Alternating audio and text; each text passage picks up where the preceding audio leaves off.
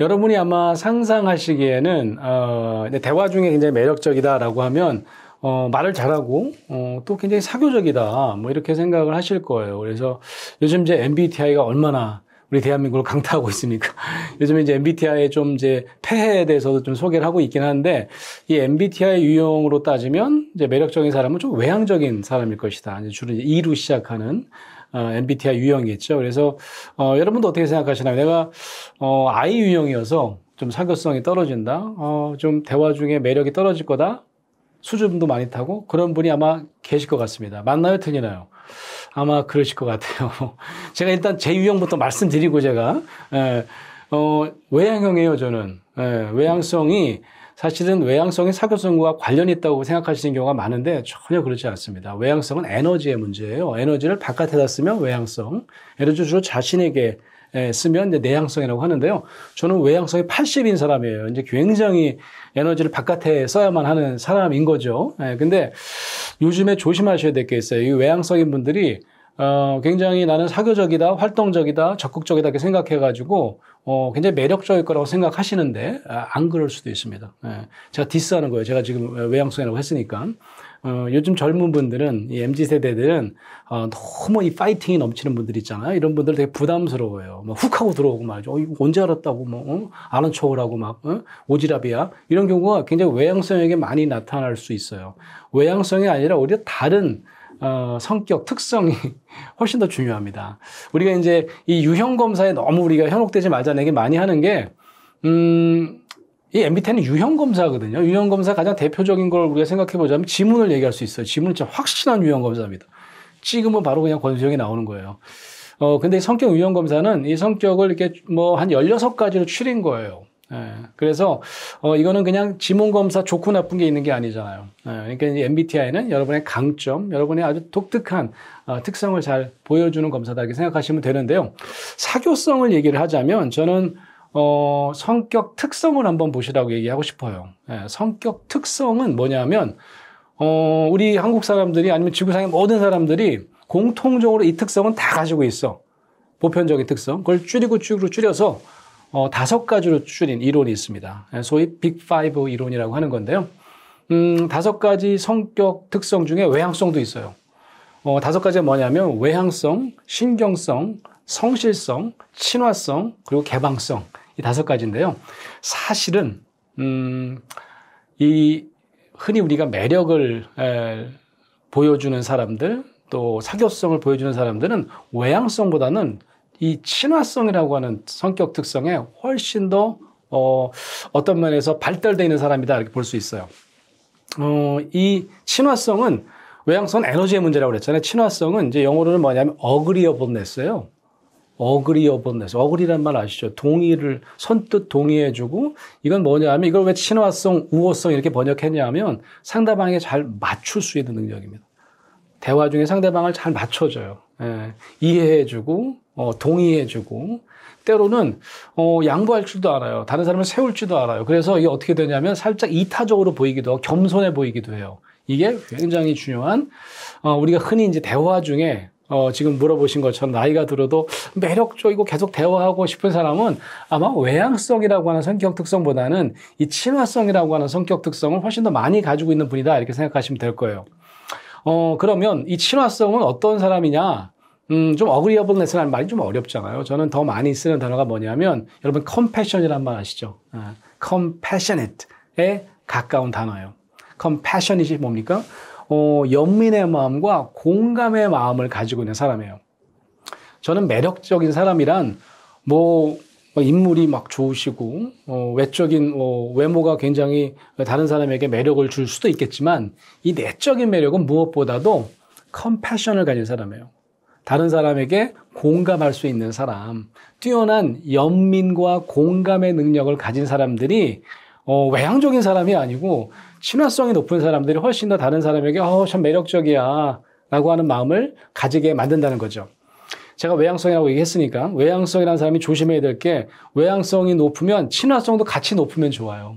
그런데 어떤 분이 있냐면 성격 특성 검사 이렇게 연구 데이터를 보면 외향성이에요. 굉장히 소위 요즘 말로 따지면 굉장히 나대. 굉장히 나대는데 친화성은 떨어져. 예. 그러면 사람들이 뭐라고 그러냐? 에고이스트라고 합니다. 자기중심적이야 그래요. 예. 욕먹을 가능성이 높아요. 굉장히 저 사람들 가까이 하고 싶지 않아 이럴 가능성이 되게 높아요. 반대로 내향성인데요. 친화성이 높아요. 내향성인데 친화성이 높은 사람은 내향성은 어떤 거냐면 에너지가 높으니까 에너지가 떨어진다? 아니에요. 인간관계에 있어서는 굉장히 코셔스예요. 영어로 코셔스는 뭐냐면 신중해요. 그래서 신중하고 또 다른 사람에게 잘 맞춰주고 공감 능력이 뛰어나면 이런 분은 최고의 매력적이어야 됩니다. 그러니까 여러분 유형과 전혀 상관없이 제 생각에는 매력적인 사람은 공감 능력이 뛰어난 사람이다. 이렇게 생각할 수 있을 것 같아요. 이 매력이라고 하는 게 이제 말 그대로 그런 거잖아요. 끌리는 힘. 예전에는요, 이 끌리는 힘보다 더 중요한 게 있어요. 끌고 가는 힘을 더 중요하게 생각했어요. 그래서 리더를 우리가 얘기할 때 어떤 사람은 와, 저 사람 진짜 리더다워라고 했냐면 카리스마가 있는 리더. 제가 나이가 좀 있으니까 이제 아재 개그를 좀 해보자면 이 카리스마가 뭐 뜻인지 혹시 아시나요? 칼이스마 아니에요? 이런 얘기하면 다들 막 쓰러지시던데 이 카리스마가 뭐냐면 칼 차고 다니는 분들 옛날에는 이순신 장군 무조건 리더하면 이순신 장군 아니면 세종대왕 왕 아니면 장군이에요. 왜냐하면 나를 따르라 이런 어떤 끌고 가는 힘을 되게 중요하게 생각했습니다. 요즘 세상이 달라졌어요. 옛날엔 리더십을 그냥 끌고 가는 힘, 통솔력이랑 그냥 동의라고 생각했다면 요즘에는 아닙니다. 요즘에는 특히 우리 MZ 세대 분들은 따라가고 싶게 만드는 리더를 선망해요. 우리가 아까 얘기한 매력적인 리더가 막 그런 리더 아닐까? 저분은 왠지 막 따라가고 싶어. 그래서 매력이라고 하는 거는 오히려 리더에도 굉장히 필요한 덕목이 됐어요. 나를 따르라. 그럼 이제는 저 꼰대 무슨 소리야. 내가 왜 너를 따라가야 되는데 이렇게 생각을 하기 때문에 좀 따라가고 싶어하는 힘을 우리가 가져야 되는데 그런 리더십이 어디 있을까 막 찾아봤어요. SNS를. 특히 젊은 분들 SNS를 제가 뒤져보다가 묘한 리더십을 하나 발견했습니다. 이순신 리더십이 아닌 거야. 세종대왕 리더십도 아니고 보니까 최송화 리더십이래요. 최송화 제가 모르는 분인데 봤더니 여러분 아시는 슬기로운 의사생활에 나오는 여자 주인공 이름이 바로 최송화입니다. 거기 5명의 의사가 나오는데 다 마음이 따뜻해요. 이제 그중에 이 여자 의사인 최송화 교수 얘기가 나오는데 그래서 제가 일부러 찾아봤어요. 이런 에피소드가 있더라고요. 이 최송화 교수님이 이 뇌수술하시는 분인데 신경외과 의사인데 어느 날 그 VIP가 들어옵니다. 한국 음악가인데 여성인데 독일에서 음악가로 활동하는 분이에요. 굉장히 유명한 분이에요. 그래서 그분이 이제 우리 병원에서 수술한대요. 이제 막 유명해졌어요. 더 유명해진 게 있는데 그게 뭐냐면 그 엄마가 있는데 엄마가 살짝 진상이야. 막 소리 지르고 막 갑질하고 막 간호사한테 뭐라 그러고 막 스태프들한테 뭐라 그러고 난리가 났어요. 근데 어느 날 최송화 교수님이 내려가는데 최송화 교수는 못 알아보고 너무 이렇게 어려 보이셔갖고 이 어머님이 이 최송화 교수 한 사람 코빼기도 안 보이냐고 막 또 소리를 지르는 거예요. 최송화 교수가 빙그레 웃으면서 어머님 제가 최송화 교수예요라고 얘기를 했습니다. 아무리 진상이라도 그죠? 수술할 분한테는 또 마음대로 못 하잖아요. 그래서 바로 이제 폴더 인사를 합니다. 죄송하다고 제가 너무 젊어 보이셔서 못 알아뵀다 그래요.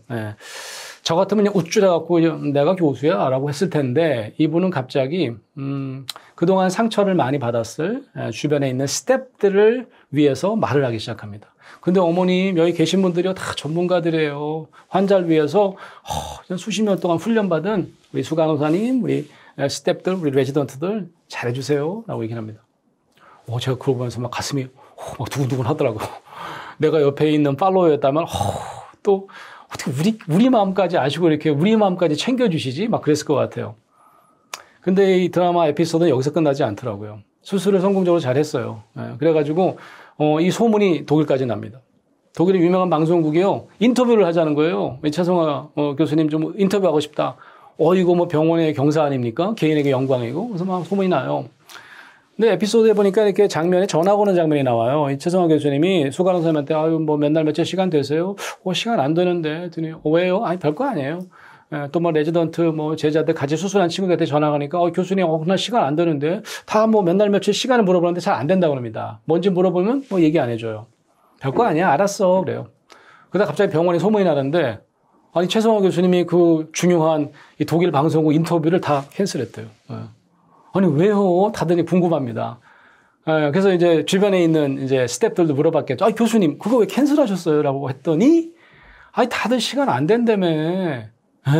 아니, 우리가 뭐가 중요해요? 교수님만 인터뷰하면 되는 거 아니었어요? 그랬더니, 무슨 소리야. 수술을 나 혼자 했어? 같이 했잖아. 근데 다들 스케줄이 안 된다 그래서 내가 그냥 캔슬했어. 야, 제가 이제 그 장면을 보면서 몸에 막 전율이 느껴지더라고요. 저러니까 최성화 리더십 하는구나. 요즘 젊은 분들이 댓글에 달려있는데요. 내 주변에는 왜 최성화 같은 리더가 없을까? 우리 팀장님이 좀 최성화 반에 반만 닮았으면 좋겠다. 나도 나중에 최성화 같은 리더가 돼야지. 이런 분이 많으시더라고요. 무슨 얘기입니까? 사실은 공감 능력이 뛰어난 사람들은 다른 사람을 끌고 가는 게 아니에요. 막 끌려오게 하는 거죠. 따르고 싶어요. 역시 우리 최성화 교수님, 나는 저 교수님 일하는 게 너무 자랑스러워. 영광이야. 라는 마음을 갖게 만들더라. 라고 하는 겁니다. 요즘에 이제 최성화 리더십이 마치 이제 MZ 세대들이 좋아하는, 선망하는 리더십 이렇게 얘기를 하니까 사실은 이게 최근 얘기인 것 같은데 전혀 아닙니다. 여러분, 그 이모셔널 인텔리전스라고 하는 책을 쓴 분이 있어요. 거기서 이제 EQ라는 게 나온 거죠. 소위 감성 지능이라고 하는 책이 1995년에 나왔어요. 벌써 몇 년 된 겁니까? 한 30년 가까이 된 책이에요. 근데 이분이 데니얼 골만이라고 하는 분인데, 이분을 제가 90년대 중반에 만난 적이 있어요. 이분이 워낙은 언론인 출신이고, 이제 심리학 연구를 하는 그런 연구자인데, 저는 이제 이모셔널 인텔리전스니까 당연히 뭐 청소년, 자녀들의 어떤 지능, 이런 걸 강의하실 줄 알았어요.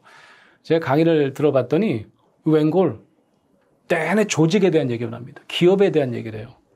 이분이 사실 이모셔널 인텔리전스라는 말을 처음 만들고 책을 내서 베스트셀러가 된 계기가 뭐냐 하면 조직에 가서 리더를 만난 거예요. 조직에 웬만한 좋은 기업들은 다 머리 똑똑한 IQ가 높은 분들이 있습니다. 근데 누구는 일을 잘하고 누구는 일을 못하잖아요. 이유가 뭘까 굉장히 궁금했던 거예요, 이분이요. 봤더니 EQ가 높은 사람들, 감성증이 높은 사람들, 공감 능력이 뛰어난 사람들이 그렇지 않은 사람보다 성과를 2배 이상 내더라라고 하는 겁니다. 그래서 나온 책이 바로 이모셔널 인텔리전스예요. 그럼 벌써 이 EQ가 중요하다, 공감 능력이 정말 리더에게는 가장 중요한 덕목이다라고 하는 게 한 수십 년 전에 나왔던 이야기라고 볼 수 있는 거죠. 저는 이 공감을 잘하는 사람, 또 공감 능력이 좀 떨어지는 사람들의 확연한 차이를 뭐라고 보냐 하면, 지금 우리가 리더 얘기를 하고 있잖아요. 리더들이 있잖아요. 굉장히 머리가 좋으신 분이 많아요. 그래서 판단이 굉장히 빠릅니다. 판단이 굉장히 빨라요. 그래서 제가 가끔 이제 그 강연할 때 그 에포케라고 하는 히라버 단어를 많이 사용하는데 철학 용어예요. 이게 뭐냐면 철학 용어로 판단 중지라고 하는 뜻인데요. 판단을 어떻게 중지하냐? 우리가 이제 과거로부터 온 여러 가지 판단들이 있잖아요. 경험들이 있잖아요. 이거를 중지하기가 굉장히 어려워요. 그래서 후설이라고 하는 철학자는 이거를 뭐라고 이름을 붙였냐면 과거의 경험으로 인해서 내가 판단을 없애버릴 수는 없어요. 나는 선입견이 없어. 그거 진짜 말도 안 되는 얘기예요. 우리는 선입견을 가질 수밖에 없어요. 그래서 판단 중지 에포케라는 건 뭐냐면 잠깐만이라도 괄호에 묶어두자. 그래서 괄호치기라고 하는 별명이 생긴 거예요. 공감을 잘하는 사람은 과거에 이 사람이 어떤 행동을 했더라도 보자마자 바로 판단했어. 너 그럴 줄 알았어. 또 지각했지? 너 벌써 몇 번째야? 이렇게 하지 않고 잠깐 멈출 수 있는 사람이에요. 왜냐하면 오늘 지각은 어제 지각과는 좀 다르거든요. 무슨 일이 있는지 물어볼 수도 있고, 어떤 일이 있었다고 내가 이해해 줄 수 있는 거죠. 조직에 있어서요, 많은 분들이 그런 얘기를 해요. 좀 리더급에 있는 분들이, 교수님, 공감 능력, 좋아요. 교수님은 그런 얘기 하실 수 있어. 상담학 교수니까. 근데요, 기업은요, 이윤을 창출하는 데잖아요. 어떻게 공감만 해요? 어떻게 상담도 아니고, 내가 언제 상담하라고 그랬어요. 공감은 뭐냐 하면, 그 사람에게, 내가, 이해받았어. 우리 팀장님에게. 라는 마음을 들게 만들고, 내가 그분을 따라가게 만드는 힘이에요. 예를 들어 볼게요. 지각을 꽤 잘하는 분이 계셨어요. 근데 어제는요, 무슨 일이 있었냐면, 자녀가 있는데 자녀가, 코로나에 걸린 거예요. 그래서 막 혼비백산해갖고 정신이 없었어요. 그래서 굉장히 중요한, 그 미팅이 있는데 또 지각을 했네요. 그런데 판단 중지를 잘 못하는 분이라면 당연히 내가 너 그럴 줄 알았어. 내가 또 이번에는 또 지각 안 하나 했다. 하여튼 지각, 너 때문에 우리 부서가, 훨씬 더, 신뢰도가 떨어졌어. 그것만 알아. 라고 하면요, 아마 회사 그만두고 싶을 거예요. 그죠? 예. 그러면 다음에는 진짜 지각 안 해야 되겠다라는 생각이 막 물씬 들까요? 아마 아닐걸요? 예. 아니, 왜 말을 졌다고 그래. 뭐, 나 때문에 뭐, 부서의 신뢰도가 떨어져. 어쩌라고. 애가 지금 코로나 걸렸는데 이럴 거 아니겠어요. 그죠? 그러면 어떻게 하는 게 에포케냐? 잠깐만 괄호에 묶어두자고요. 이 친구는 지각을 많이 했어요, 과거에. 근데 과거의 경험으로부터 판단이니까 잠깐만 묶어두고, 어제 무슨 일이 있었어? 아니, 어떻게 이렇게 깜빡한 먹고 지각했는지 물어봐요. 그랬더니 뭐라고 합니까? 애가, 코로나에 걸렸다는 거죠. 네. 그러면 어떻게 할 수 있을까요? 판단 중지가 가능한 사람만, 놀랐겠네. 아유, 정신 없었겠네. 요 한마디 할 수 있습니다. 이 한마디 하라는 거지. 제가 뭐, 이해해주고 다음에도 또 지각해. 나는 충분히 널 이해해줄 수 있어. 이렇게 하는 거 아니에요. 아니, 다음엔 지각하지 말라고 얘기도 하세요. 지시도 하세요. 그런데 뭘 먼저 하라는 얘기냐 하면 잠깐 판단을 중지하고 상대방이 이번에는 어떤 일이 있는지 들어도 보고 그리고 공감할 일이 있으면 공감도 해주라는 말씀이에요. 이거 오래 걸리지 않습니다. 제가 그래서 늘 이제 말씀드려요. 이거요 5초 걸립니다. 5초. 이 공감해 주는 거 딱 5초 걸려요. 길면 15초입니다. 예. 그러면 아마 눈물이 글썽일 수도 있어요. 내가 지각해갖고 그냥 오늘 혼날 줄 알았는데, 우리 아이 때문에 정신없는 내 마음, 또 굉장히 걱정 많이 했거든요. 우리 아이가 몸이 약해서. 그래서 그 불안한 마음을 읽어주셨기 때문에 너무 내가 이해받는 느낌이 들고, 내가 온전히 수용된 느낌을 받아요. 그리고 어떤 느낌이 드는 줄 아세요? 따르고 싶어져요. 이 리더님 말씀, 다음에 진짜 정신 바짝 차리고 정말 지각하지 말아야지 라는 마음을 들게 만드는 힘이 바로 이런 공감 능력이라는 생각을 가지시면 공감 능력이 중요한 걸 알지만 필수는 아니야 라고 하는 분들은 꼭 기억하셔야 될 일이라고 생각해요. 제가 이번에 쓴 책 때문에 아마 가짜 공감이라는 말인지, 제가 뭐 가짜 공감이라고 하니까, 이게 뭐지라고 하실 텐데, 제가 이제 공감에 대한 이제 강의를 많이 하는 사람이니까, 이제 공감에 대한 얘기를 한번 해봅시다라고 하면 두 부류의 사람이 있어요.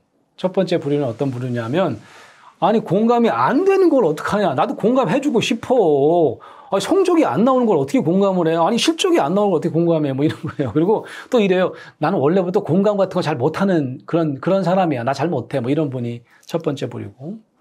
두 번째 부류는 뭐냐면, 한다고 생각해요. 나 공감 잘하는 사람인데, 그런 대로 잘하고 있기 때문에, 뭐, 나는 다른 사람이 공감을 그래도 잘하는 사람이라고 생각할걸? 이렇게 생각하시는 분이 꽤 많더라고요.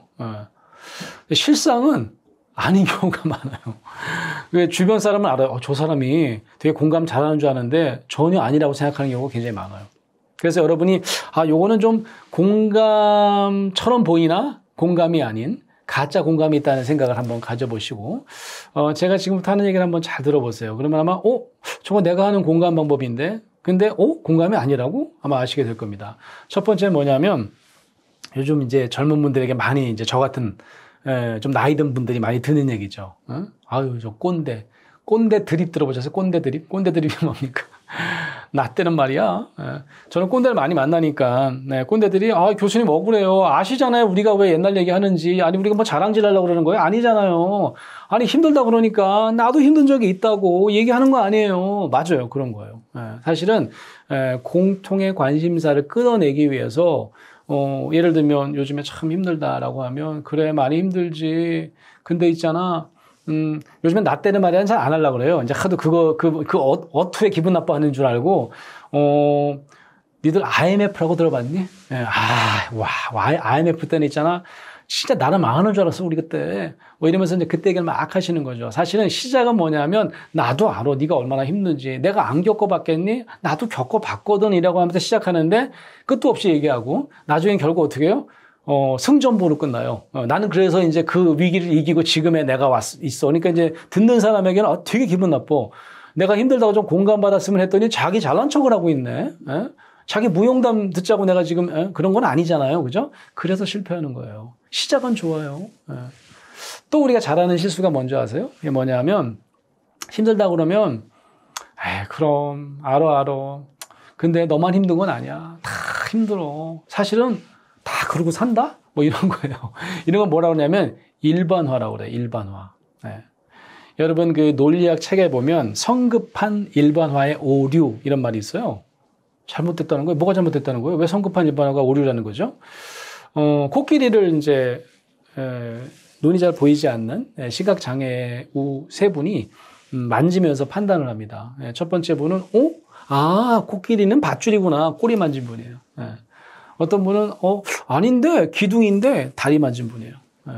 마지막 분은 아닌데, 이거 굵은 호수인데, 코 맞은 분이야. 그러니까 이렇게, 아직 전체적인 윤곽을 알기 전에 성급하게 코끼리란 이런 것이야. 일반적으로 이런 것이야. 라고 하는 것은 잘못될 수가 많다라고 하는 건데요. 대화 중에도 그래요. 너무 빠르게, 일반적으로 다 그래. 야, 너만 힘드냐? 다 힘들어. 야, 너만 수험생이냐? 수험생이 대한민국에 몇 명이지 않니? 이런 게요. 어떤 느낌이 드냐면 자기의 감정을 외면한 것 같아요. 야, 네 감정 별거 아니야. 이런 느낌을 받아들여요. 그래서 짝퉁 공감일 뿐만 아니라 상대방은 오히려 속상하게 해요. 아니, 왜 말을 저렇게 해? 나는 힘들다는데 너만 힘든 거 아니라고 하는 것 자체가 되게 힘든 거죠. 그죠? 마지막으로 또 잘하는 게 있어요. 그게 뭐냐면 나는 공감 잘해요. 라고 하는 분 보면, 내가 딱 보면 난 다른 사람이 마음이 보이거든. 이러는 분이에요. 이런 걸 독심술이라고 하죠.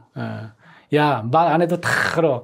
내가 모르면 누가 아냐? 누가 아냐? 아유, 야, 나는 네 마음 진짜 잘 알지. 이런 분들이 있어요. 근데 조심해야 돼요. 왜냐하면 상대방도 자기 마음을 잘 모르거든요. 근데 또 본인이 어떻게 이렇게 잘한다고 또 우겨요, 또. 아니라고 해도, 이게 아니긴 뭐가 아니야. 내가 너 몰라? 이러면서. 부모님들이 이런 말씀 잘 하시고, 야, 내가 널 낳았어. 이거 어디다 거짓말을 해? 응? 어디다 나를 속이려고 그래? 뭐 이런 거 있잖아요. 저 같은 사람 조심해야 됩니다. 경험이 많은 사람들, 교수 생활 한 20년 했어요. 그럼 뭐라 그럴까요? 야, 내가 교수 20년인데 너 같은 제자 한두 명 밖에 없냐? 네가 무슨 생각하는지 내가 맞춰볼까? 맞춰봐? 뭐 이러면서 아니라고 해. 야, 웃기지 마. 다 보여. 이러는 거죠. 그러니까 상담학 교수니까 더 심하겠죠, 저는. 야, 내가 상담을, 야, 한두 해 했냐? 어따. 다 보여. 이런 얘기를 하는 거죠. 네. 그래서 제가, 많은 분들이 그런 얘기를 하더라고요. 진짜 공감을 하는 사람을 만나기가 어렵다. 그 왠 줄 아세요? 공감이라는 걸 우리가 배워본 적이 없습니다. 차근차근, 이거는 좀 가짜 공감이네. 진짜 공감을 하려면 어떻게 해야 된다는 것을 우리가 좀 꾸준히 연습하고 정규 과정으로 배워본 적이 없어요. 제가 그 초등교육을 담당하는 장학사 여러분이 저를 찾아오신 적이 있어요. 그래서 그분들이요, 그런 얘기를 하시더라고요. 아이들이 초등학교 1학년 때부터 공감을 잘하고 그래서 책 읽는 능력의 관점이 딱 있대요. 모든 포커스가. 방송에도 보면 문해력 방송이 교육 방송에 가장 인기 있는 방송이더라고요. 책을 읽는 능력. 근데 문해력이요. 그분들이 그러더라고요. 감정에도 있어야 되는 거 아닙니까, 교수님? 감정에도 문해력이 필요하잖아요. 남의 감정을 우리가 못 알아차리잖아요. 때로는 자기 감정도 잘 몰라하고 표현도 잘 못하고. 맞더라고요. 그래서 저는 이 감정 문해력, 그래서 내 감정도 알아차리고 다른 사람의 감정도 알아차려서 공유하고 교류할 수 있는 능력, 소위 공감 능력은 차근차근 ABC 배울 수 있는 그런 매뉴얼 같은 책이 있어야 되겠구나 하는 생각을 제가 처음 하게 됐어요. 그래서 이제 이번에 그런 공감에도 연습이 필요합니다라는 책을 이제 쓰게 된 계기가 된 거죠. 그 책을 읽어보면 맞아. 진짜 공감은 좀 아마 여러분이 생각하는 것과 좀 다른 것이다 라는 것을 아마 아시게 될 것 같아요. 진짜 공감은 그럼 뭘까 궁금하실 것 같아요. 네, 그래서 진짜 공감은 제가 영어 단어 갖고 한번 설명을 해볼게요. 여러분이 empathy라고 하는 단어, 공감이라고 하는 단어인데 잘 모르시는 단어일 겁니다. 우리 전문가에게는 익숙한 단어일 수 있지만 empathy라고 하는 단어인데요. 여러분이 잘 아는 단어가 있을 거예요. 이거는 굉장히 흔히 쓰는 단어입니다. 그거 뭐냐면 sympathy예요. sympathy. 여러분이 동정심이라고 주로 번역을 많이 하는데요. 동정심 혹은 동감이라고도 번역할 수 있어요. 그러면 공감과 동감도 한 끗 차네, 그죠? 비슷한 거 아니야? 비슷해 보이죠. 영어 단어도 마찬가지입니다. empathy와 sympathy는 되게 비슷해 보이죠. 앞에 접두어만 달라요. m이 붙어 있고 sim이 붙어 있고 뒤에 붙어 있는 pathy는 같네요. pathy는 히라보 파토스에서 유래한 단어입니다. 파토스는 뭐냐면 고통이라는 뜻도 있고요. 뜨거운 감정이라는 뜻도 있어요. 그래서 이 M은 뭐냐면 안으로 그런 뜻입니다. 영어로는 into라는 뜻이에요. 여러분 endemic이라고 이제 endemic 시대가 왔다. 그게 뭘까요? 어떤 분은 이제 코로나 끝났다, end라고 하시던데 전혀 그런 게 아니고요. 같은 뜻이에요. into, n 혹은 m 이게 붙어 있으면 demic은 뭐냐면 사람들이란 뜻입니다. 여러분 데모크래틱 할 때.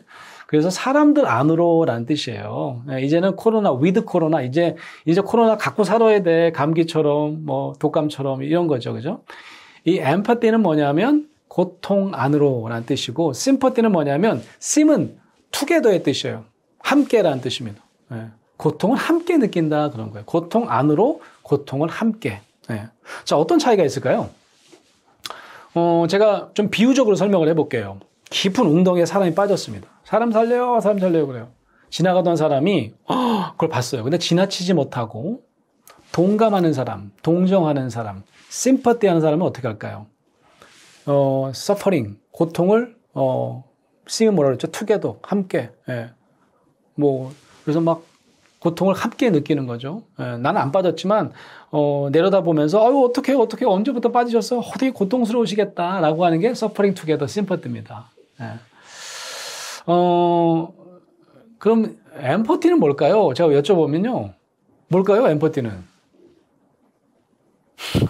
다들 대화 중에 여쭤보면 다 대답을 못 하세요. 뭐지? 내려가는 건 아닐 텐데. 혹시 내려가는 거? 웅덩이 밑으로? 맞아요. 엠퍼티는 아니 고통 안으로라며요. 그 사람이 고통을 겪고 있으면 그 안에 내려가는 거를 엠퍼티라고 그래요. 그럼 다들 좀 기가 차 하세요. 아니, 뭔 소리지? 그러면 못 도와주잖아. 아니, 위에 있어야 뭐 밧줄을 내리든지 막대기를 내리든지 할 거 아니겠어요. 그래서 우리가 공감을 잘 못합니다. 공감은 문제 해결이 아니라고 생각해요. 문제 해결하려면 내가 위에 있어야 된다고 그래요. 내가 구해줘야 되니까. 그래서 때로는 동정을 받으면요. 살짝 기분이 나쁜 적 없으세요? 야, 너무 힘들겠다. 나 같아도 되게 힘들 것 같아. 라고 얘기를 하면, 뭐, 이 동정하는 친구들이, 뭐, 나를 이해해 주는 것 같기도 하지만, 좀 살짝 기분 나쁘지 않으세요? 왜 그런 줄 아세요? 그 사람은 웅덩이 위에 있고요. 나는 웅덩이 밑에 있습니다. 이 격차가요. 그 사람은 내려다보면서 내 고통을 마치, 시혜자처럼 보고요. 나는 밑에서 수혜자처럼, 그를 올려다 봐야 되는 이것 때문에 때로는 이 심퍼티가 공감인 것처럼 보이지만 사람을 굉장히 기분 나쁘게 해요. 최근에 제가 본 드라마 중에서 여러분도 아마 보셨을 수도 있는데 잠깐 스포도 한번 해볼게요. 우리들의 블루스라고 하는 그런 드라마 보셨을 텐데 그 드라마에서 동석이라고 하는 인물이 나옵니다. 우리 이병헌 배우가 역할을 했는데 굉장히 까칠한 분으로 나와요. 나이가 꽤 있는데 결혼도 안 하시고 어린 시절에 엄마와 너무 나쁜 기억이 있어서 엄마랑 한 동네 사는데 아는 척도 안 합니다. 주변 사람이 뭐라 그래도 인사도 안 해요. 눈길도 안 줘요. 완전히 연을 끊고 사는 역할을 합니다. 그러던 어느 날 이 엄마가 암에 걸리세요. 그것도 말기암입니다. 그래서 이제 그걸 동네 선배랑 누나가 알게 돼요. 그래서 얘기를 해줍니다. 야, 알았어. 네가 그동안 어떻게 사는지 내가 다 아는데 이제는 마지막이지 않니? 엄마 이제 곧 돌아가신대잖아. 야, 엄마가 목포 가자는데 한번 소원 한번 들어드려라. 엄마 부탁 좀 들어드리라고 했더니 말을 안 듣는 거예요. 어느 날 이제 한 자리에 모여가지고 설득을 합니다. 다들 뭐라고 얘기하는 줄 아세요? 야, 내가 네 마음 잘 알지게. 우리가 보면 누가 아냐? 다른 사람 몰라도 우리는 네 마음 잘 알아. 막 이렇게 막 설득을 해요. 그렇지만 이번에는 좀 엄마 말 좀 들어라. 막 이런 거죠. 엄마랑 이제 함께 좀 엄마 소원을 들어드려라고 하는 건데 갑자기 화를 벌컥 냅니다. 내가 제일 싫어하는 말이 뭔지 아네요. 그러더니 내 마음 안다고 하는 말. 나는 그런 말 들으면 진짜 열받아. 알긴 뭐라도 하고 소리를 지릅니다. 이게 바로 동감. 나도 알아. 근데 그 사람은 저 웅덩이 위에 있어요. 내가 그동안 어떻게 웅덩이 밑에서 어떤 감정을 경험했는지를 알려고도 하지 않고 저 위에서 알아. 나도 네 고통 알아. 라고 하면 너무 화가 나는 거예요. 그게 바로 엠퍼티와 심퍼티의 차이입니다.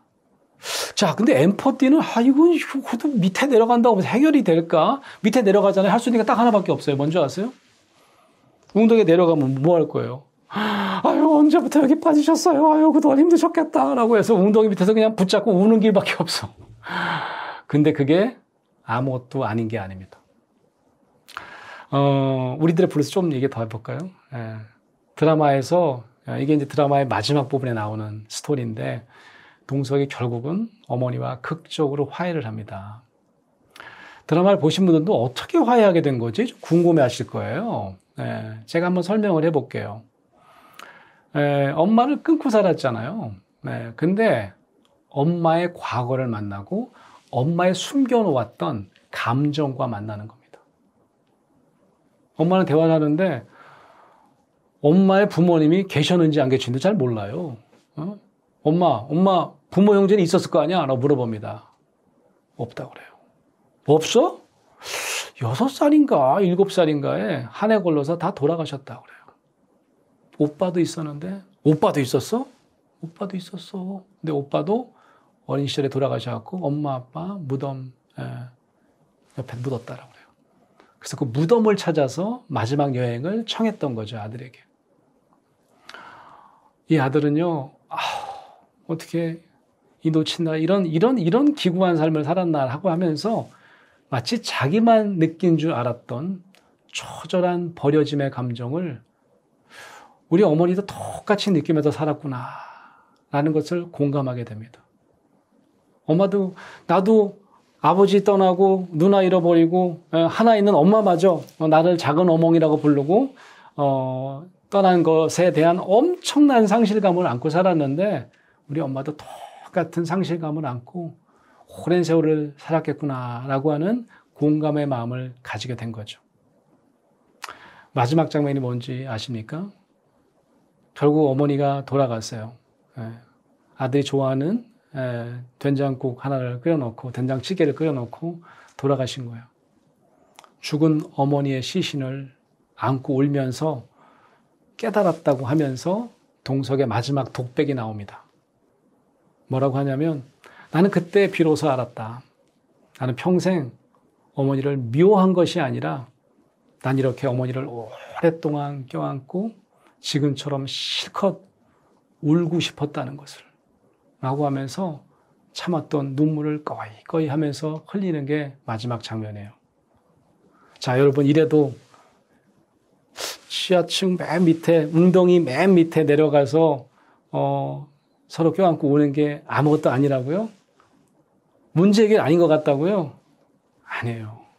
어쩌면 공감이야말로 가장 중요한 그리고 진정한 문제 해결이라는 것을 여러분 꼭 기억하시기 바랍니다. 아까 제가 다니엘 골만 얘기를 했는데요.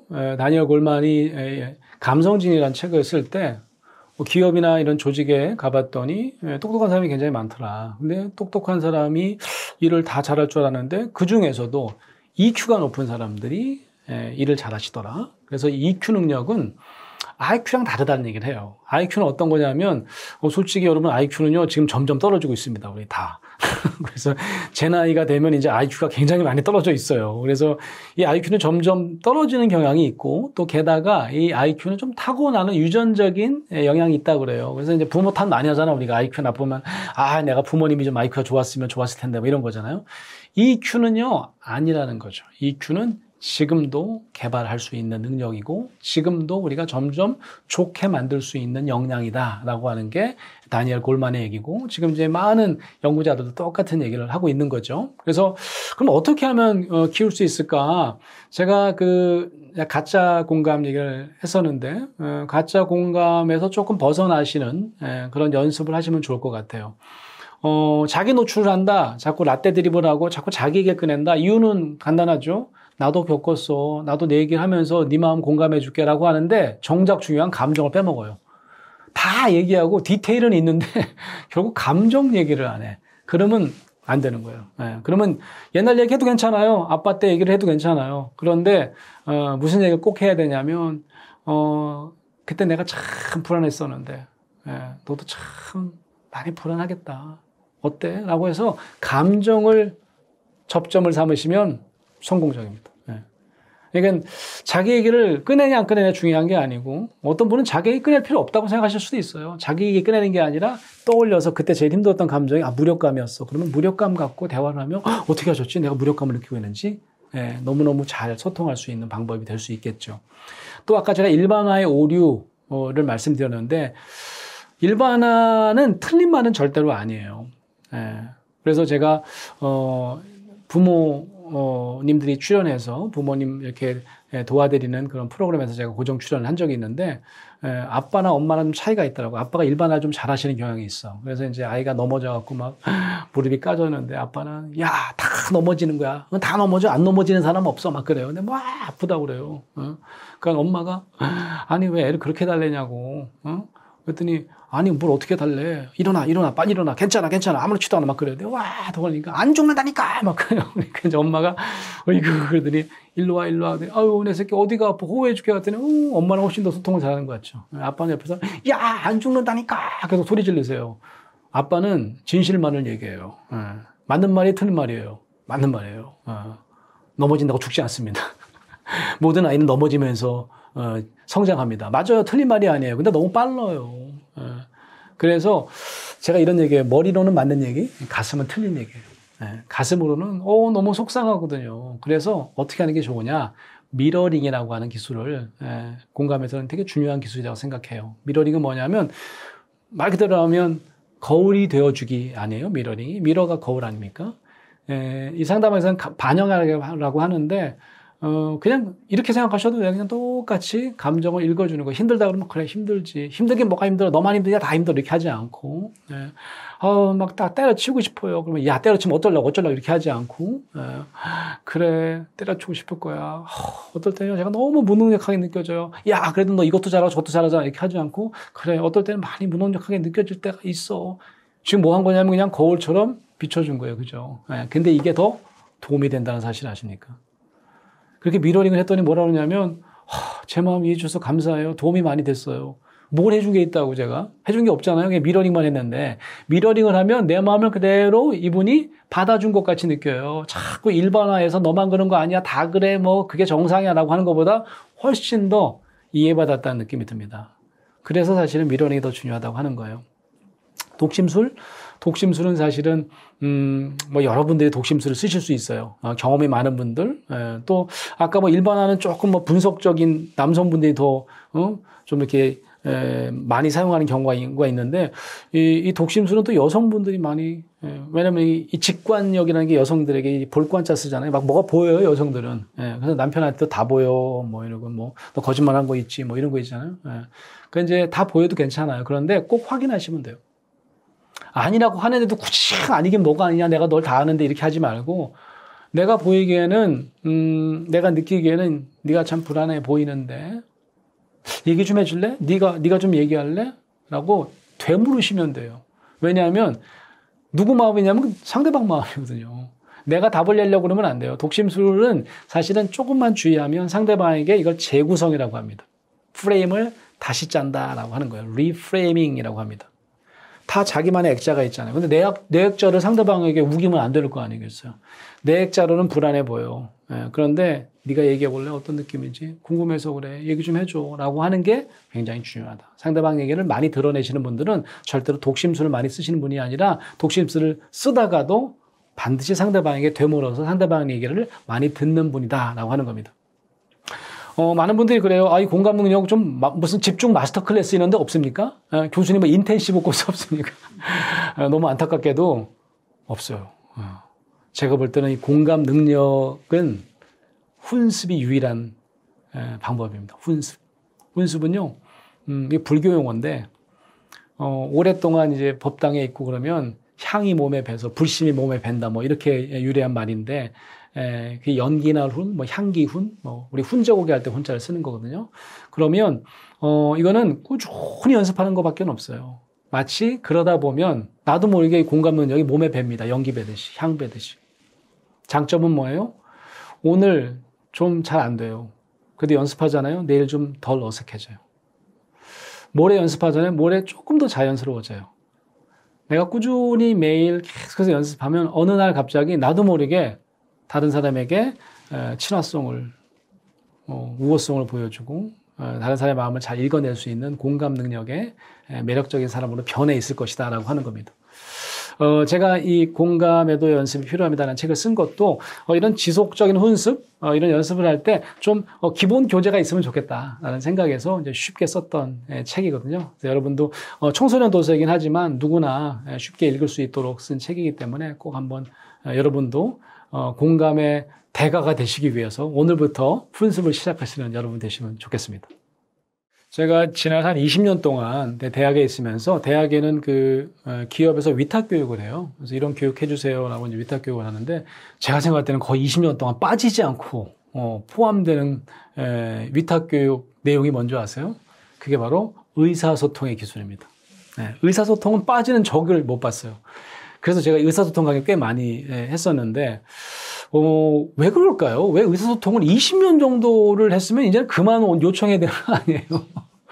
이게 중요하니까 항상 뭐 교육자가 바뀌니까 중요하니까 의사소통의 기술을 꼭 넣어달라고 하는 것도 있겠고 또 한 가지는 제가 볼 때는 잘 안 되는 모양입니다. 그죠? 그래서 제가 생각한 게 있어요. 제가 최초로 의사소통 강의했을 때 이런 물어봤던 것 같아요. 의사소통 잘 안 되죠? 잘 안 된대요. 왜 안 되는 줄 아세요? 잘 모르겠대요. 의사소통하려고 그래서 그래, 의사소통. 그럼 의사소통을 하지 뭔 소통을 하냐고 그래요. 의사가 뭐냐면 뜻과 생각입니다. 그래서 소통은 머리로 하는 거라고 생각해요. 정보를 교환하는 거라고 생각해요. 야, 요즘 애들 소통해야 한대 라고 하는 분들 여쭤보면 뭐라고 생각하시냐면 아니 내가 지시를 내렸는데 못 알아들어. 머리가 나쁜가 봐 이럽니다. 머리의 문제라고 생각해요. 놀랍게도 머리의 문제가 아닙니다. 정말 진정한 소통은 머리가 아니라 가슴이 통하는 거예요. 여러분 머리가 안 좋은 것 같아 라고 하는 분들은 대부분이 사실은 가슴에 상처를 입은 사람들이에요. 그래서 못 알아듣는 게 아니에요. 걸러듣는 거지. 왜냐면 저 사람이 얘기한 거 다 들으면 내가 상처를 받아가지고요. 내가 걸러들어야 돼. 그런 방어 기제가 우리가 다 있습니다. 제가 예전에 강연을 할 때 이런 신드롬에 대해서 얘기한 적이 있어요. 여러분 별주부 신드롬이라고 들어보셨어요? 다 못 들어봤대요. 다 못 들어봤을 거예요. 제가 만들어낸 말이거든요. 강연 때 쓰려고. 별주부 신드롬 이게 뭔지 아세요? 우리가 다 별주부 같은 실수를 한다는 거예요. 별주부가 뭐냐면 별주부에 등장하는 자라거든요. 용왕의 신복이에요. 그래서 용왕님이 병이 드셔서 돌아가시게 생겼으니까 큰일 났다. 내가 이제 어디 나가서 진짜 명약을 구해와야 되는데 명약이 알아냈어요. 명약이 토끼의 간이래요. 토끼를 꼬셔서 용궁에 데려갑니다. 이 재치 많은 토끼가 알아차리죠. 내 배를 가르고 내가 잘못하면 죽겠구나. 그래서 뭐라고 꾀를 냅니까? 말씀하시지. 오늘은 내가 간을 집에 두고 왔는데. 바보처럼 속아 넘어가는 게 누구예요? 별주부입니다. 진짜로 오늘 안 가져왔어, 간? 그럼 다시 가야 되겠네. 뭐 이런 거죠. 자, 별주부 신드롬은 뭐냐면 우리가 별주부 같은 실수를 합니다. 그게 뭐냐면 저는요, 감정은 집에 두고 다녀요. 생각만 갖고 다녀요. 라는 줄 아는 거예요. 우리도 마찬가지고, 대화는 상대방도 마찬가지고, 감정을 집에 두고 다니지 않아요. 지금 대화하는 순간에도, 왜 이렇게 머리가 안 되지, 얘가? 왜 이렇게 이해를 못하지? 라고 하는 순간에도 그 상대방은 감정을 느끼고 있어요. 그래서 우리가 때로는 정보만 주고받지 상대방의 감정을 잘 못 알아채요. 그래서 때로는 감정에 상처 주는 얘기를 굉장히 많이 해요. 예전에 우리가 그런 참 착각 속에 많이 살았던 것 같아요.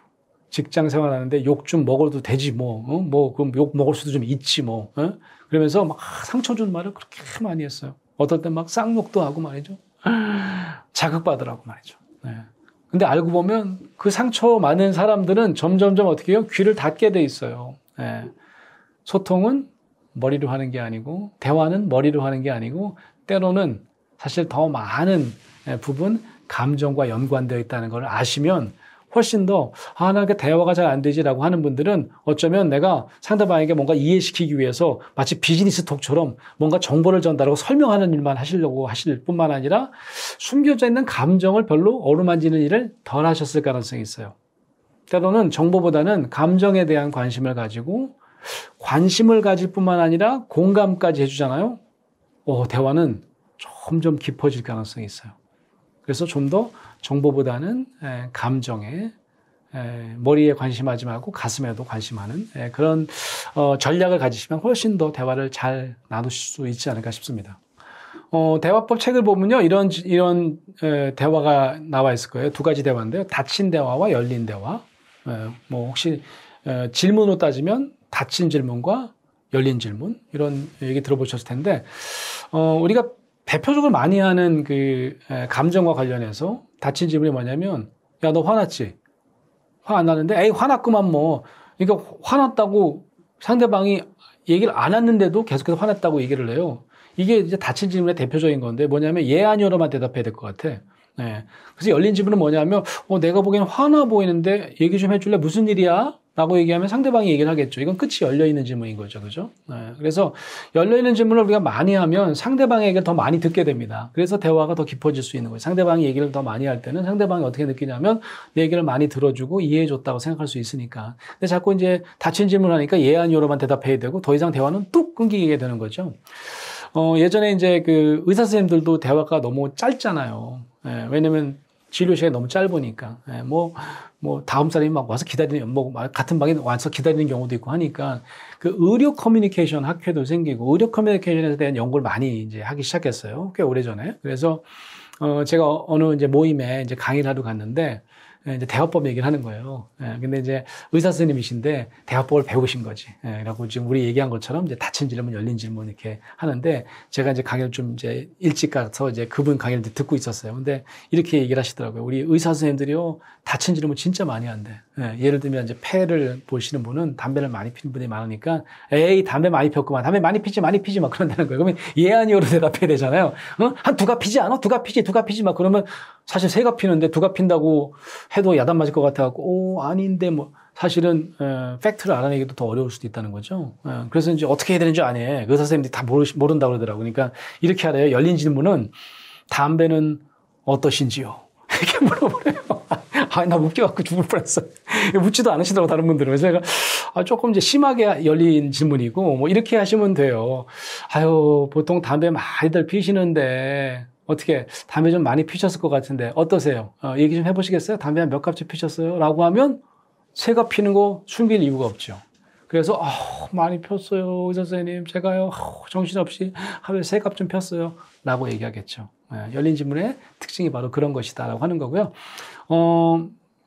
제가 지난 그 영상에서 그런 말씀드렸던 건데 미러닝이 참 중요하다. 그래서 대화를 잘하는 분들은 꼭 미러닝을 해요. 미러닝이라는 건 뭐냐 하면 지난번 얘기처럼 거울 비춰주기 반영하기인데 제가 아주 어렸을 때 중학교 때 같아요. 우리 중학교 때 이제 전 남녀공학을 다녔는데요. 지금은 다 남녀공학이지만 남중도 있나요? 근데 여학생을 제가 이제 짝사랑하는 여학생이 있었는데 어떤 여학생이 저한테 이제 쪽지를 보낸 거예요. 제가 짝사랑하는 여학생이 저를 좋아하나 봐요. 그래갖고 데이트 신청을 한 거야. 몇 날 며칠에 제과점에서 만나줘요. 너무너무 가슴이 뛰는 거죠. 그래서, 내가 이제 첫 번째 데이트를 하겠구나. 근데 무슨 얘기를 하죠? 너무 걱정이 되는 거예요. 그래가지고, 이거 어떻게 해야 되지? 근데 그때 제가 과외를 했었는데, 영어 과외인가 했었는데, 대학생 형이 자기가 아주 연애의 귀재래요. 나한테 배우래요. 그래서, 좀 알려주세요. 나 무슨 얘기 해야 돼? 그랬더니 두 가지 원칙이 있다고 했던 것 같아요. 첫 번째는 너 말 많이 하면 안 된대요. 무조건 들어주래요. 상대방이 말을 많이 하도록 하고 네가 말을 많이 하잖아? 그럼 망하는 거야. 글쎄요. 그러면 어떻게 해야 되지? 그랬더니 그럴 때는 쓰는 기법이 있대요. 에코 기법이래요. 그 에코 기법은 뭐예요? 메아리 기법이잖아요. 이분이 지어낸 것 같기도 하고. 근데 어떻게 하는 건데 그랬더니 상대방이 무슨 얘기를 하면 예를 들면 수영아 나는 이게 영어 공부하기가 싫다? 영어 공부가 되게 어렵다? 라고 하면 보통 어떻게 하냐면, 너만 그러냐? 다 어렵지. 요즘 영어 좋아하는 사람 있냐? 이러면 일반화가 되는 거예요. 그죠? 그러니까 이제 에코 기법 뭐냐면, 그래, 영어가 힘들지. 많이 힘들어. 난 듣기가 더 힘들어. 듣기가 진짜 제일 힘든 것 같아. 그러면, 그래, 듣기가 제일 힘들지. 계속해서 에코 해래. 메아리를 쳐주래요. 그때만 해도요, 뭔 말인지 몰랐어, 내가. 그게 뭐냐면, 이분이 상담학 공부한 분인가? 난 그때 그 형이 무슨 공부하는지 잘 모르겠는데, 미러링이죠.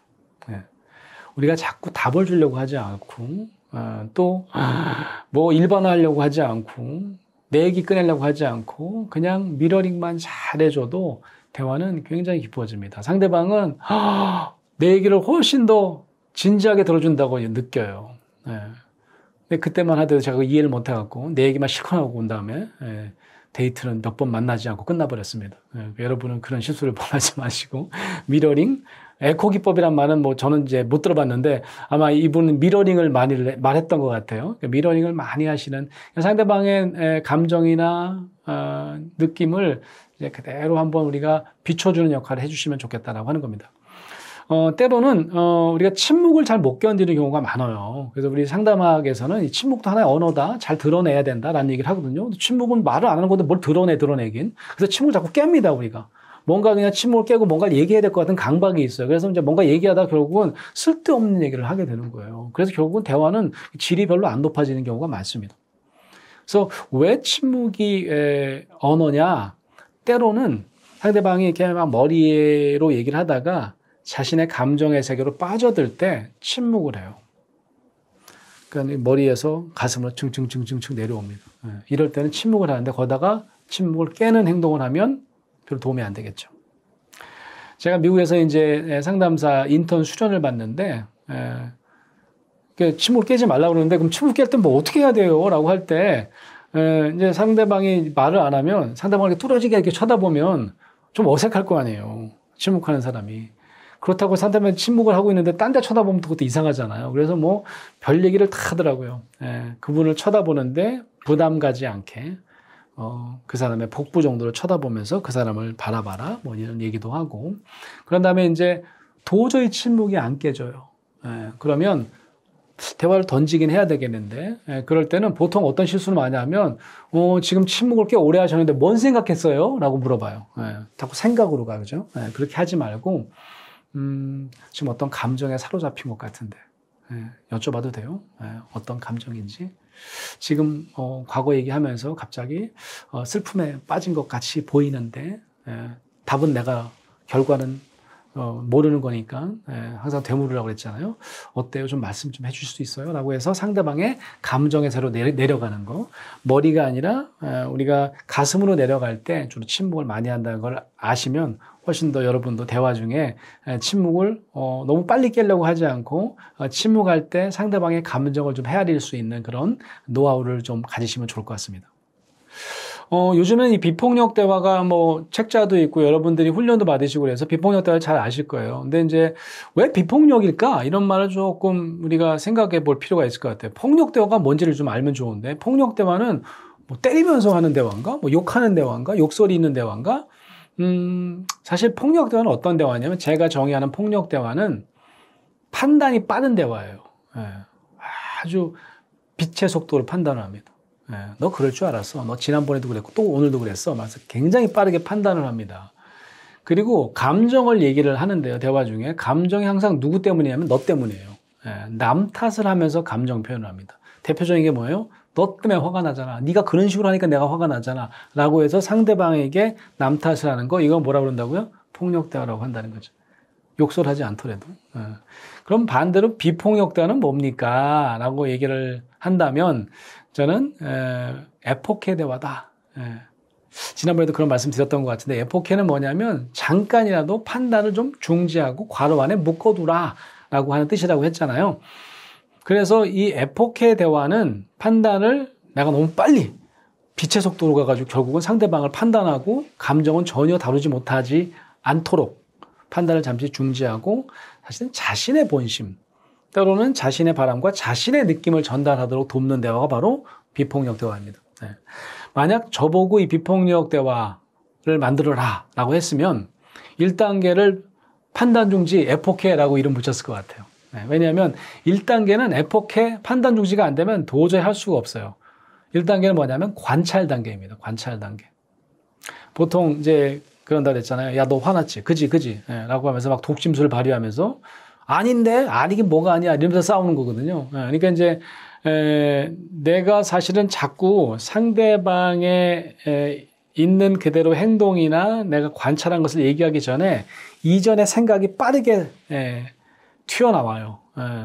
그래서 아까 얘기한 대로 항상 상대방 탓을 하면서 상대방을 판단하면서 1단계는 안 되게 돼 있거든요.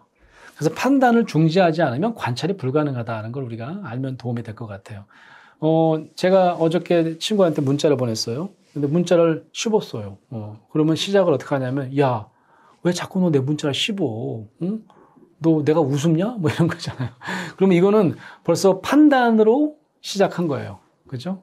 예, 그래서 상대방 탓을 하면서 폭력 대화로 시작이 되는데, 그러면 1단계 관찰이라는 건 뭐냐? 판단을 잠시 중지하고, 화도 나요. 하지만 화도 잠깐 내려놓고, 그리고 상대방이 나에게 어떤 이유 때문에 문자에 답을 하지 않았는지도 난 아직 몰라요. 그렇기 때문에 내 모든 억측도 괄호에 묶어놓고, 그런 다음에 있는 그대로 어제 있었던 일을 얘기하는 게 1단계입니다. 그게 이제 관찰 단계죠.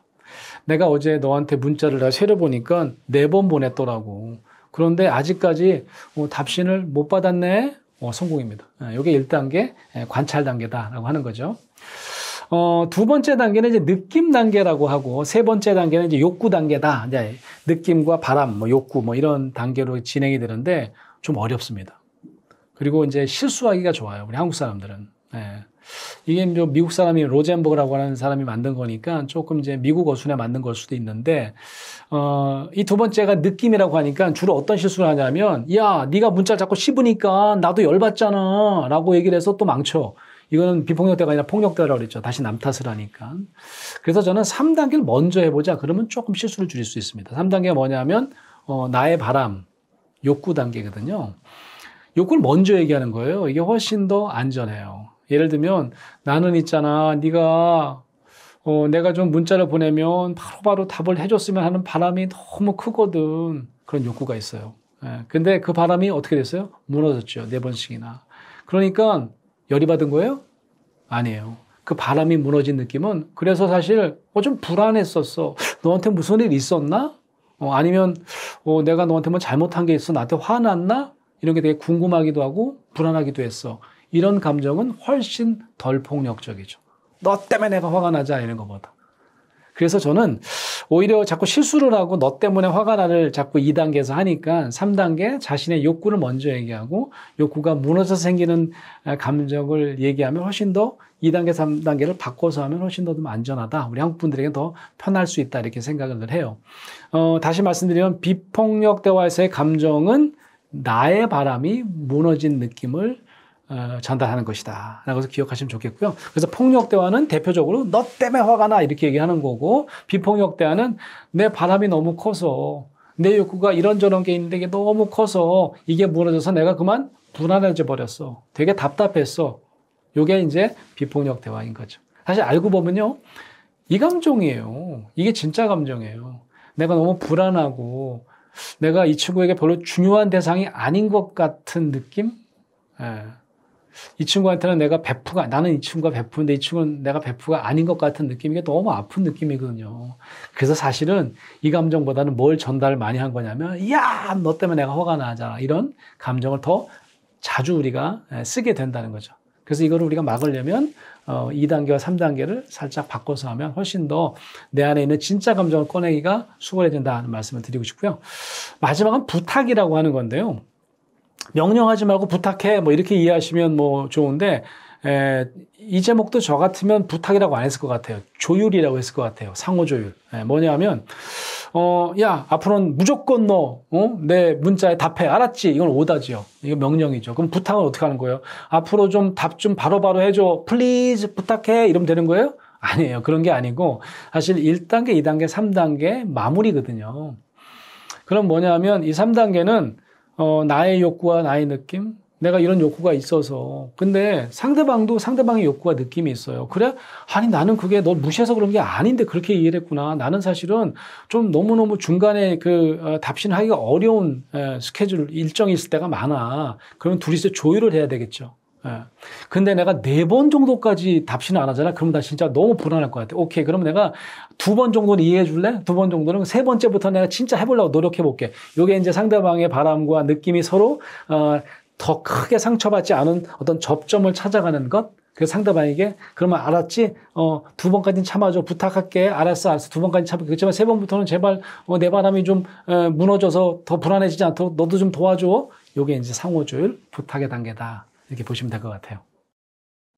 굉장히 의미심장한 질문인 것 같아요. 좋은 질문이에요. 제가 예전에 그 방송 강연을 한 적이 있는데 그때 출연한 방송국의 드라마였어요. 그래서 응답하라 1988에 이제 덕선이를 가지고 강연을 한 적이 있어요. 사실 제가 덕선이 가지고 강연을 참 많이 했어요. 특히 이제 여대 그 축제 때 강연을 많이 했는데 덕선이를 좀 모델 삼아서 자, 덕선이가 그 1화에 보면 갑자기 벼락같이 화를 내는 장면이 나와요. 그러면 뭐 덕선이가 분노를 잘 냈다는 얘기냐? 뭐 승가리는 애였는데 갑자기 뭐 분노 내는 게 뭐 대수냐라고 생각하실 수도 있는데 아니거든요. 이 덕선이는 전혀 화를 내지 않은 아주 착한 아이였습니다. 둘째 딸로 나오는데 전형적인 둘째 딸이었어요. 첫째 딸은 좀 고집도 있고 공부를 굉장히 잘해. 이 덕선이 언니가 S대를 다닌 걸로 나와요. 근데 이제 이 덕선이는 거의 전교 꼴찌에서 뭐 밑에서 두세 번째로 나와요. 공부를 잘 못해요. 그러니까 늘 기가 좀 죽어 있지만 하나 잘하는 게 있어. 착한 거야. 순종적으로. 그래서 엄마 아빠가 이뻐하고 막내도 있는데 막내는 남자야. 얘도 뭐 이렇게 상태가 썩 좋아 보이지는 않은데 공부도 못하는 걸로 나오고 근데 얘는 그래도 남자아이니까. 그러니까 나는 무조건 착해야 돼. 이랬던 아이예요. 근데 갑자기 벼락같이 화를 낸 거예요. 근데 그 화내는 장면을 잘 보시면 그 화내는 게 아니라 자기 주장을 하는 장면입니다. 그동안은 자기 주장을 누르고 있었다가 화를 내는 장면은 그냥 화를 내는 것처럼 보이지만 자기 주장을 하는 장면이에요. 어떤 장면이냐면 덕선이가 요청을 합니다. 언니랑 이제 생일이 붙어 있어가지고 언니 생일 케이크를 항상 재활용을 하는 거야. 언니 생일이 먼저거든요. 언니 생일 하면 훅 끈 다음에 자 이제 덕선이 생일 미리 땡겨서 하자. 그러면 케이크 하나 갖고 이제 2탕 하려고. 근데 그동안 참았어요. 이제 고등학생이 되는데 이제는 못 찾겠는지. 근데 이제 그 이야기를 잘 보면 그럴 만한 이유가 있어요. 살짝 좀 자존감이 올라갔거든요. 88 올림픽 때 기수로 선발돼가지고 막 좀 이제 내가 이제 다른 사람 앞에서 쓰면서 조금 이제 자신감이 생겼어. 그래서 나도 이제 내 케이크 받고 싶어라고 자기 주장을 합니다. 근데 엄마 아빠가 아유 좀 해주시면 좋았을 텐데 뭐 가정 형편이 안 되셨겠죠. 또 재활용을 합니다. 그래서 팍 폭발하는 거예요. 근데 잘 보시면 폭발한 다음에 조목조목 자기 주장을 합니다. 자기의 바람을 얘기해요. 나도 계란 후라이 먹고 싶단 말이야. 근데 왜 나는 계란 후라이 안 줘? 나는 왜 콩자반만 줘? 자기가 양보한 거죠. 계란 후라이가 없는데 난 안 먹어도 돼. 언니 줘. 동생 줘. 그런 거죠. 그러면 착하다고 내가 칭찬받을 걸 아니까. 별 얘기를 다 해요. 그동안 쌓였던 거 다 얘기해요. 왜 이름은 내 이름을 이렇게 촌스럽게 덕선이야? 언니 이름은 보라고 뭐 동생은 노을인데 얼마나 멋있어. 그죠? 내 이름은 왜 촌스럽게 덕선이야? 나도 똑같이 사랑받고 싶어. 이런 바람과 욕구를 얘기한 겁니다. 근데 이 바람과 욕구가 그동안 사실은 잘 안 이루어졌죠. 그래서 어떤 느낌일까요? 나는 사랑받지 못하는 딸 같은 느낌이 든 거죠. 나는 그래서 늘 불안하게 살았을 수도 있어요. 근데 처음으로 자기 주장을 합니다. 화내는 장면이라고 보시면 안 돼요. 놀랍게도 보통 일반적인 가정은 이게 공부도 못하는 게 어디다 화를 내고 아마 이 자기 주장을 묵살했을 가능성이 있어요. 근데 이 드라마에서는 장면이 거기서 딱 끝납니다. 그 다음에 몇 장면 뒤에 어떤 장면이 나오냐면 아빠가 짜잔 서프라이즈를 하죠. 집 앞에서. 구멍가게 앞에서 케이크를 사가서 아이에게 케이크를 주는 장면이 나옵니다. 그러면서 이 아이는 어떤 느낌이었을까요? 내가 내 주장을 해도 엄마 아빠로부터 받아들여지는 경험을 하는 거죠. 그래서 자기가 느꼈던 나는 사랑받지 못하는 딸이야. 나는 계속 착해야만 돼. 자기 주장 안 해야지 칭찬받고 그나마 받아들여질 수 있어라고 하는 강박이나 불안에서 벗어날 수 있었겠죠. 그래서 그 아이는 어떤 아이냐면 착하면서도 뭐 기술적으로 착할 수 있잖아요. 그렇지만 자기 주장을 할 수 있는 멋진 아이로 성장하는 거죠. 그래서 때로는 이 분노라고 하는 게 우리가 무조건 나쁘다고 평가를 해요. 왜냐하면 결과가 나빠요. 분노, 범죄라는 말을 많이 쓰는 이유가 뭐냐면 자꾸 범죄로 연결되는 경우가 많아요. 홧김에 사람을 뭐 해치고 막 이런 경우가 많으니까. 그런데 분노는 어떤 면에서 굉장히 중요한 감정이라는 얘기를 많이 합니다. 여러분 의분이라는 말 들어보셨죠? 의분. 불의를 보고 일으키는 분노, 거룩한 분노라고도 할 수 있겠죠. 때로는 의분은 세상을 바꾸는 개혁의 시작이 됩니다. 중요한 건 뭐냐면 이 분노가 폭력으로 이어지지 않고 건강하게 자기 주장을 외부로 표현해낼 수 있느냐, 이게 관건인 거죠. 예전에 이 광화문에서 아주 오랫동안 여러 달에 걸쳐서 광화문 촛불 시위를 했어요. 그때 기네스북에 올랐다는 얘기를 제가 들었어요. 그죠? 최장기 평화 시위를 한 거예요. 단 한 건의 폭력 사건도 생기지 않았어요. 이거는 그저 국민적인 분노를 표출하는 어떤 시위의 장이었다? 아니요. 어떤 면에서는 굉장히 평화스러운 방법으로 폭력으로 이끌리지 않고 국민 스스로 우린 이런 걸 원해요. 우린 이런 나라를 원해요. 라고 하는 바람과 권리를 정당하게 주장하는 것이 가능했던 굉장히 좋은 예였다. 이렇게 볼 수 있습니다. 분노 감정이 중요하다고 생각하는 이유는 또 하나 있습니다. 분노 감정은 그 분노 감정만 있지 않아요. 우리 감정 세계가. 굉장히 다양한 세계가 있는데 그걸 알려주는 기능을 합니다. 그래서 어떤 전문가는 분노는 보자기다. 그런 말씀 하시던데 저는 또 다른 비유를 한번 소개하고 싶어요. 분노는 주전자 같은 주전자의 뚜껑 같은 기능을 한다. 주전자 비유를 한번 들어볼게요. 주전자에 그 보리차를 넣고 끓입니다. 끓으면 삐하고 뚜껑이 열려요. 그러면 어떻게 해야 될까요? 불을 꺼야 되겠죠. 그런 다음에 어떻게 해야 돼요? 어떤 분은 뚜껑이 열려 있으니까 뚜껑을 닫는데 좀 열어놓으세요. 뭐 김 좀 빠지게. 뭐 굳이 닫어. 먼지 들어갈까 봐 닫는다 그러더라고요. 제가 원하는 답은 삐하고 뚜껑이 열린 거는 아주 자연스러운 기능이에요. 왜냐면 그 순기능이에요. 기름 뭐 알려주는 기능을 하잖아요. 뭘 알려줘요? 다 끓었어요. 알려주잖아요. 그러면 삐하고 뚜껑이 열리면 안을 들여다봐야 되는 거죠. 아, 보리차가 잘 끓었구나. 좀 묽은데 보리를 더 넣을까? 너무 진한데 물을 더 넣을까? 적당히 따라 마시면 됩니다. 뚜껑은 죄가 없어요. 근데 삐하고 뚜껑이 열렸는데 불도 안 끄고 뚜껑한테 가서 너 왜 열렸어? 네가 건방지게 지금 네가 뚜껑이 열려갖고 되겠어? 안 되겠어? 이런 얘기를 한다고 그러면 뚜껑으로서는 좀 억울하지 않을까요? 분노는 바로 그런 기능을 하는 겁니다. 분노는 시그널 감정이다 생각하시면 돼요. 내 안에 있는 또 다른 감정을 알려주는 기능을 지금 하고 있다라고 하는 겁니다. 자, 어떤 감정을 알려줄까요? 저는 예전에 이제 이 분노에 대한 강의를 제가 준비하다가 이거 좀 이제 이 분노 감정과 동시에 발생하는 감정이 있는데 이걸 이 방향이 서로 반대네라고 해서 제가 이거를 원심력, 구심력 감정 이렇게 표현한 적이 있어요. 근데 이제 처음에 제가 이제 이런 비유를 쓰려면 좀 이제 도움을 받아야 될 것 같아서 물리학 교수님을 찾아가갖고 교수님 제가 이 감정을 있잖아요. 상대방을 향해서 확 표출되는 건 방향이 상대방이고 외부니까 원심력 감정. 나의 존재를 향한 감정은 방향이 안쪽이니까 구심력 감정. 이렇게 이름을 붙이려고 그러는데 어떻게 생각하세요? 괜찮을까요? 그랬더니 잘 모르겠대요.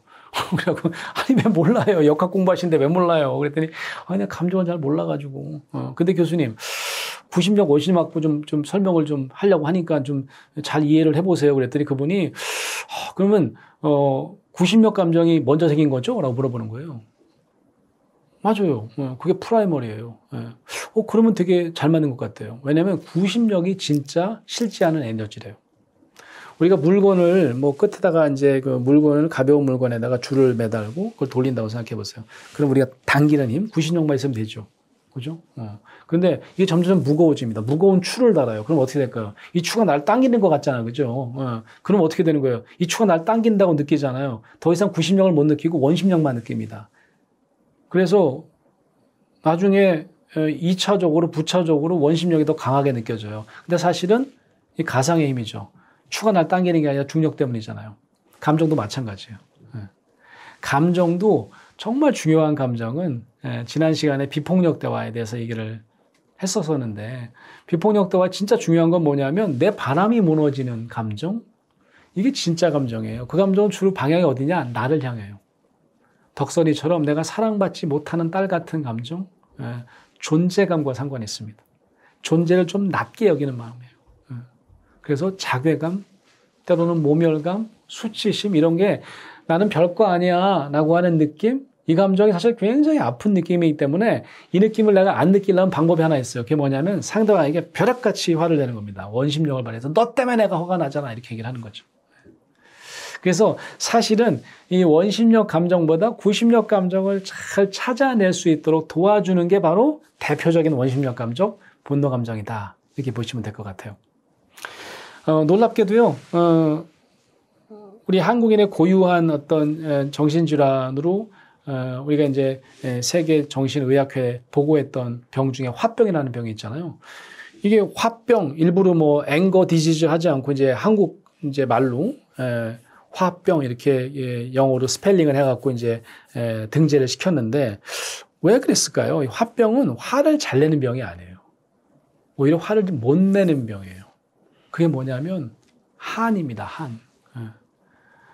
내가 시부모님에게 얘기를 할 수가 없어요. 시부모님에게 어떻게 당신 때문에 화가 난다고 얘기를 할 수가 있겠어요. 그러니까 어떻게 해요? 내가 이게 뭐 맨날 마른 딸이라고 그러는데 내가 거의 하녀 같은 취급을 받는 그런 엄청나게 낮은 존재감을 경험하는데도 이걸 나눌 데가 없어요. 그래서 이게 한이 되는 게 바로 화병입니다. 그러면 어떻게 해야 되죠? 그러면 좀 화를 좀 내고 살까요? 앞으로는 뭐 시험관에게 소리도 지르고 좀 하고 싶은 얘기도 좀 빡빡하고 말이죠. 글쎄요. 그거는 진짜 좋은 방법은 아니에요. 진짜 감정은 요 안에 숨어 있기 때문에. 어머니에게 오히려 내가 이런 바람이 있어요. 근데 그런 바람이 무너질 때마다 제가 제 존재감이 이렇게 떨어지고 있어요라는 것을 나누셔야 돼요.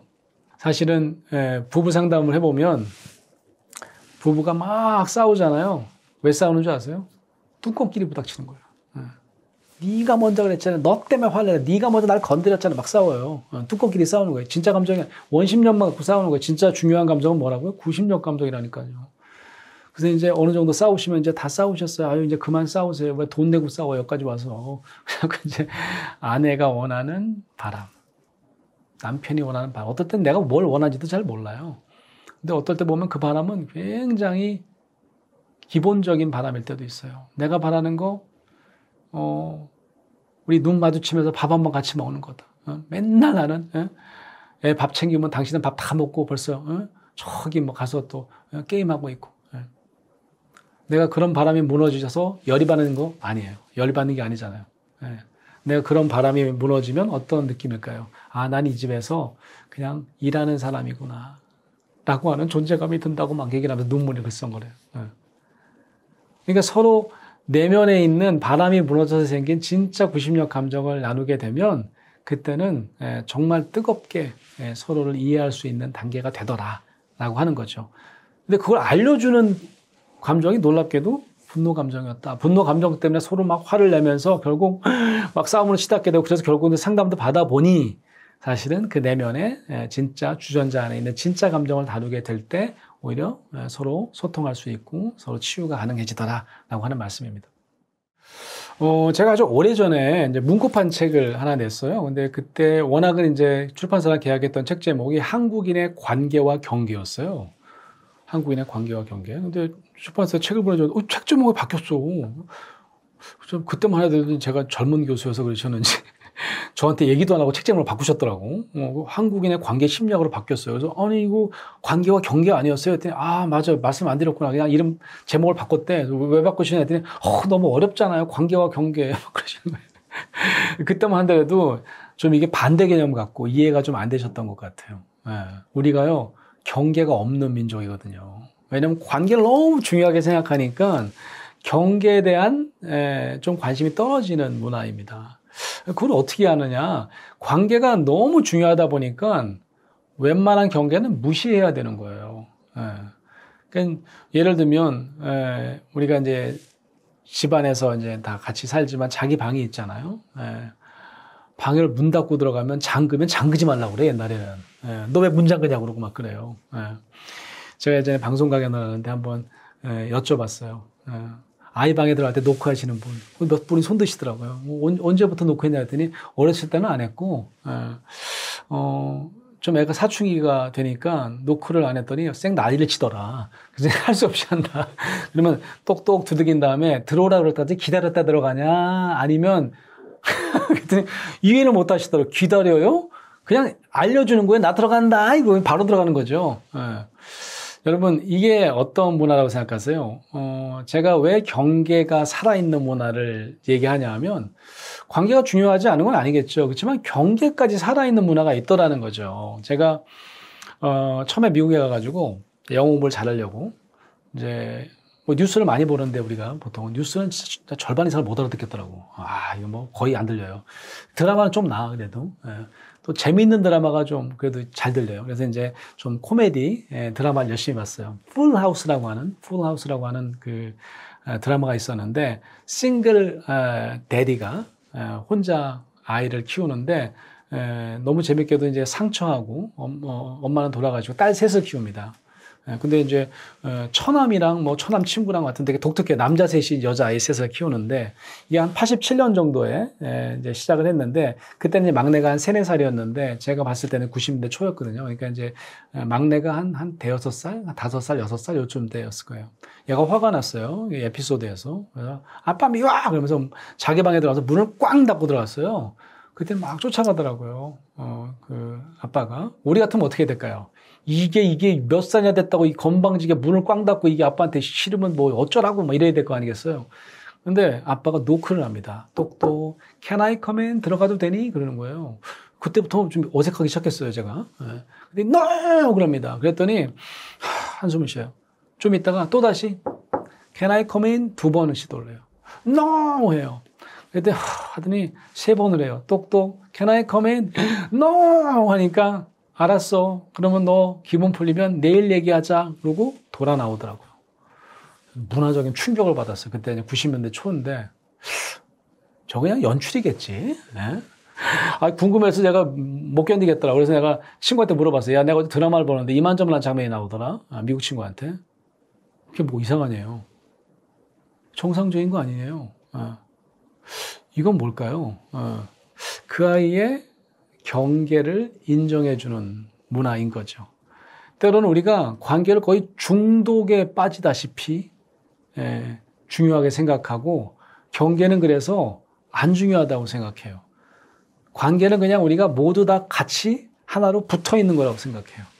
그래서 밀착을요, 우리 같은 이제 정신건강 전문가들은 우리 2줄 관계, 3줄 관계 했는데 이제 우리가 가교도 그릴 때 2줄이 정상이고 친밀한 관계고 3줄은 투 멋진 거죠. 밀착인데 이 밀착은 좀 병리적이라고 보는 거죠. 왜냐하면 왜 관계 중독이란 말이 나왔냐면 중독이 뭐예요? 중독이요. 알코올 중독이라고 하면 내가 나를 컨트롤할 수 있으면 그걸 중독이라고 하지 않아요. 근데 중독에 빠지면 그때부터는 나를 컨트롤할 수가 없어요. 학교 가는 줄 알았더니 알고 보니까 PC방에서 하루 종일 있었어. 내가 통제가 안 돼요. 술을 내가 마신 다음에 눈을 떠보니까 길가에서 뭐 내가 자고 있고, 뭐 내가 통제가 안 되는 거잖아요. 관계에 내가 빠졌는데 내 자신을 주장할 수가 없어요. 그럼 이거를 뭐라고 할 수 있냐면 내 이야기를 할 수 없고 내 감정을 피력할 수 없으면 이거는 그 사람과 내가 하나로 융합돼 있고 밀착돼 있고 내가 없어지는 단계라고 볼 수 있는 거죠. 관계는 굉장히 깊어 보여요. 뭐, 둘이서 쌍둥이처럼 붙어 다니고요. 서로 뭐 24시간 같이 뭐 행동하고요. 뭐, 너무너무 가까워 보이지만, 내 주장을 못 해요. 상대방 불안해. 상대방이 어떻게 느낄까? 어떻게 생각할까? 이런 밀착 관계가 굉장히 우리 주변에 많더라라고 하는 거죠. 그럼 2줄 관계가 뭔지를 알아야 되잖아요. 2줄 관계는 경계가 살아있는 관계인 거죠. 적절한 경계가 있는 관계를 우리는 친밀한 관계다. 전문가들이 볼 때는 2줄을 걸 수 있다. 3줄이 아니다라고 하는 거죠. 아까 경계라고 하니까 사람들이 이해를 잘 못해가지고 그냥 그때는 아마 한국인의 관계 심리학을 잘 고쳤던 것 같아요. 그때 많이 팔았어요. 지금도 많이 팔리고 있어요. 근데 제가 이번에 거리두기를 경험하면서 사회적 거리두기를 경험하면서 내가 빨리 책 써야 되겠다. 한국인의 관계와 경계 때는 실패했는데 관계에도 거리두기가 필요합니다. 라고 하는 책을 쓰면 이제는 이해하겠다. 사회적으로 거리두기가 불편은 하죠. 하지만 이건 필요 불가결한 서로의 안전을 위해서 중요하다는 걸 우리가 알게 됐잖아요. 그래서 나만의 공간이 왜 있어야 하느냐. 왜 can I come in 한 다음에 안 들어가서 그 아이가 자신만의 공간에서 뭘 했을까요? 존중받는. 그럼 그 아이는 앞으로도 자기 주장을 당당하게 할 수 있을 거예요. 불안하지 않고. 자기 주장을 숨겨야 되거나 자기 감정을 숨겨야 된다고 느끼지 않을 거예요. 그러면 경계라는 건 뭐냐면 너랑 나랑 달라라고 줄 걷는 게 경계가 아니고 내 경계 안에서는 얼마든지 내 바람과 감정을 충분히 표현할 수 있는 충분히 느낄 수 있는 공간이다라고 하는 겁니다. 제가 그 응답하라 1988의 덕선이에도 들었지만 이 덕선이 같은 경우도 그런 거죠. 예, 화를 낸 것 같지만 처음으로 자기 공간을 주장한 거예요. 내가 내 바람을 한번 얘기해 볼게요. 나는 정말 먹고 싶어요. 똑같이 나도 계란 후라이 먹고 싶어요.